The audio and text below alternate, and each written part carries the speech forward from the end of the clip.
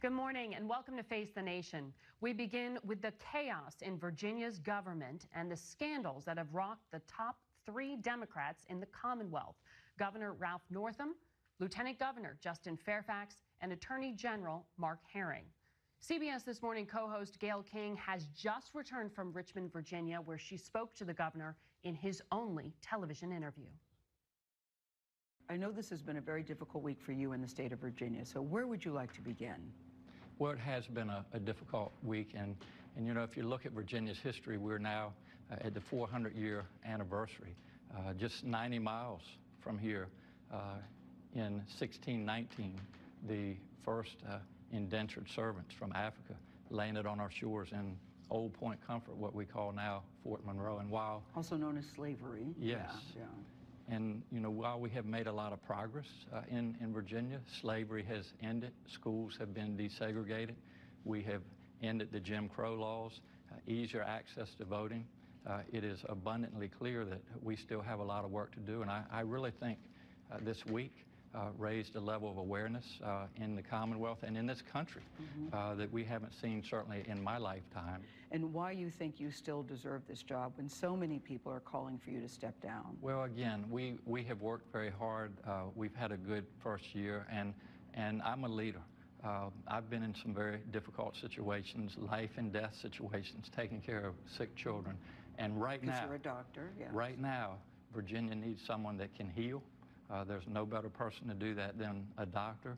Virginia also needs someone who is strong, who has empathy, who has courage, and who has a moral compass. And that's why I'm not going anywhere. I have learned from this. I have a lot more to learn, but we're in a unique opportunity now. Again, the 400-year anniversary of the history, whether it be good or bad, in Virginia, to really make some impactful changes. Of slavery in this country, yes. In this state, yeah. Did you ever think about resigning when the drumbeat became so loud? And by the way, they're still beating for you to step down. I don't live in a vacuum. And so, yes, I have heard it, and this has been a difficult week. And again, I'm fine. It's been mainly difficult for Virginia in this country. So yes, I have thought about resigning, but I've also thought about what Virginia needs right now. And I really think that I'm in a position where I can take Virginia to the next level, and it will be very positive. And, you know, we have a number of inequities in this country right now and in Virginia, and we're in a position to really stop talking so much and now to take action with policy to address a lot of these inequities. Gayle, thank you for bringing us this interview. What did you make of the governor's explanation? Well, the interview was at 7 o'clock, and he was there ready to go. We were in his house, of course. He was there ready to go, and he was on time. And he clearly is very anguished by this whole situation. I know that this is an attempt at damage control. Who's calling us, Margaret? I know that this is clearly an attempt at damage control, but I didn't feel that he was spinning a story. I think he's anguished. I think he's very sincere, and I think that he's hoping that once voters and viewers hear his story, that they will reconsider the calls for his resignation. That said, he's not planning to go anywhere. He thinks that he feels he's in a very unique position to lead Virginia to another way, and that this is actually, as painful as it is, a very good conversation for us all to have. He thinks he can ride this out. I think he's hoping he can ride it out. He is not going to step down. He is not going. I even asked, under what circumstances would you step down? And he couldn't even he did not want to give an answer to that question, because that is not how he's thinking, that is not what he wants, and that's not what he believes that he should step down.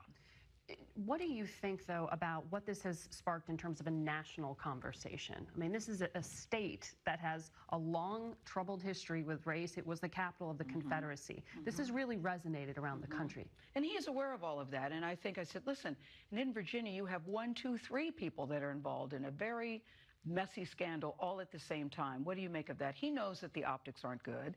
He said, but I'm concentrating on my battle and my fight, and I want to figure out a way how I can turn this around. And you continued your conversation with him. Let's play that clip.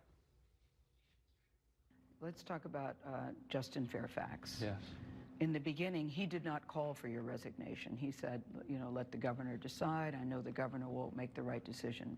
But now his story has also changed. Yes. As you know, 2 women have come out and accused him of sexual assault, yes.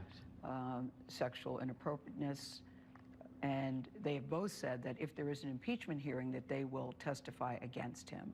Where do you sit on how you feel about Justin Fairfax today? Are you too calling for him to step down? I can only imagine that it must take tremendous courage for women to step forward and talk about these things that just are so hurtful. And these accusations are very, very serious. They need to be taken seriously. As you know, Governor Fairfax has called for an investigation. I really think where we are now, we need to get to the truth. The truth is important, and certainly He too is calling for an investigation. Yes, he is, and I support that. And if these accusations are determined to be true, I don't think he's going to have any other option but to resign. At this time, do you think he should resign? That's going to be a decision that he needs to make. I know he needs to make it, but what do you think? Do you well, think again, I want the truth to come out. I certainly support an investigation. And again, these accusations are very serious, and we need to get to the bottom of them. And now your Attorney General is also has some explaining to do about his use of blackface. He said it was because he was Halloween and he was dressed up as one of his favorite rappers, Curtis Blow. Calls for him to resign as well. Your thoughts about that? Well, I know Attorney General Herring well, as I do Lieutenant Governor Fairfax. And, you know, we have all grown. I don't know what the Attorney General was thinking, what his perception was of race, of the use of blackface back then. But I can tell you that I'm sure, just like me, he has grown. He has served Virginia well. And he and I and Justin, all three of us, have fought for equality. And so, again, I regret that our Attorney General is in this position, but this is a decision that he's going to need to make. Yeah, lots of decisions that need to be made. He has not spoken. I thought this was interesting. He has not spoken to Justin Fairfax since his second accusation came out. And I said, why haven't the two of you communicated? And he said, you know, well, I'm dealing with what I'm dealing with, he's dealing with what he's dealing with, and I'm concentrating on this. I do know that the wives have reached out to one another. I was told that today. Yeah, but the two of them have not spoken. Gayle, we'll be watching the rest of this interview on CBS This Morning. Thank you. Well, we talked to him about the moonwalk. We talked about his wife. We talked about how this all came about.